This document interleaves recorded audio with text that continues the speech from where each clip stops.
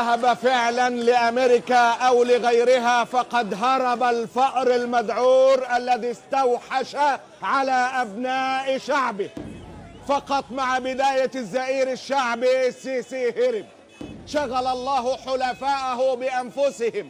نتنياهو في دوامة، وابن سلمان يتلفت حوله، وابن زايد فلت إيديه، والسيسي خد الطيارة وهرب بعد أن أهان البلاد ومؤسساتها العسكرية وكل شعبها أيما إهانة. العميل الصهيوني غادر البلاد بعد أن تأكد أن حقيقته تكشفت لشرطة البلاد وجيشها ومن قبلهم الشعب. الشعب يطالب شرطته وجيشه بالانحياز إليه بلا مواربة. الشعب يطالب شرطته وجيشه بالانحياز إليه بلا مواربة. ففي النهاية لا بد أن ينحاز الشرفاء إلى هذا الشعب، هذا الشعب الذي سحقه العميل الصهيوني وأفقره وباع ترابه ونيله وغازه وحدوده البحرية.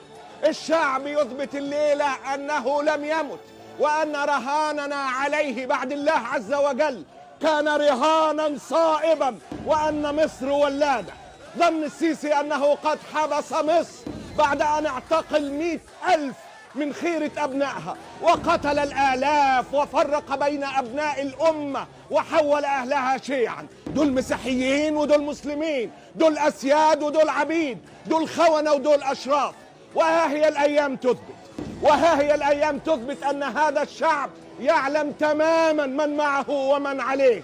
أرض مصر تحتفل بالأحرار من الشعب أيا كانوا، مدنيين، مهندسين، أطباء، شباب، شرطة، جيش. لا تفلتوا هذه اللحظة، ولا تسمحوا لأي من كان أن يفرق جمعكم ووحدتكم. اثبتوا وتوحدوا ولا تهتفوا إلا لمصر ومصر فقط.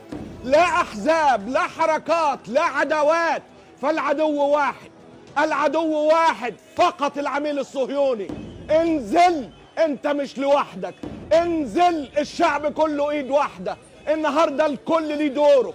انتهى وقت الفرقة، انتهى وقت الفرقة. اللي في الشارع دلوقتي واللي في بيوتهم كل واحد ليه دوره. كونوا في الشوارع. اللي ما يقدرش ينزل لسبب صحي كان او بحكم سنه او واحدة من امهاتنا الكبار، طمنوا اخواتكم اللي سبقوا وعلي صوتكم بالهتاف من قدام بيتك، من بلكونتك، قول لهم ربنا معاكم، ادعي لهم، صفروا وزمروا وخبطوا وكلكسوا واهتفوا وقولوا الله اكبر، الله اكبر. طمنوا اخواتكم واهلكم وقولوا لهم اطمن، انت مش لوحدك. امال احنا قعدنا اسابيع نتدرب على ايه؟ سمعوا الدنيا صوتكم. الحكاية بدأت النهاردة، ما انتهتش. أقول للأحرار وهم الأغلبية من قواتنا المسلحة: انحازوا لشعبكم. أقول للأحرار من شرطتنا المصرية: ضموا على شعبكم وكونوا لهم لا عليهم.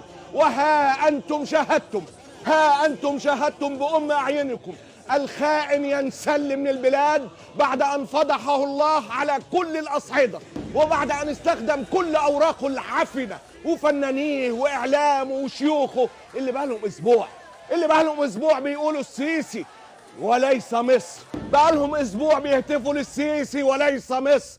أقول للشعب: اثبتوا في الشوارع والميادين، اثبتوا في الشوارع والميادين، ولا تعودوا إلا ومصر متوضية، لا تعودوا إلا ومصر متوضية.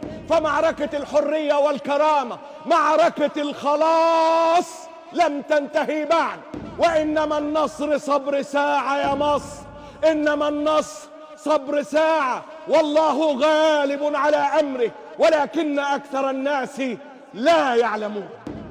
الله غالب.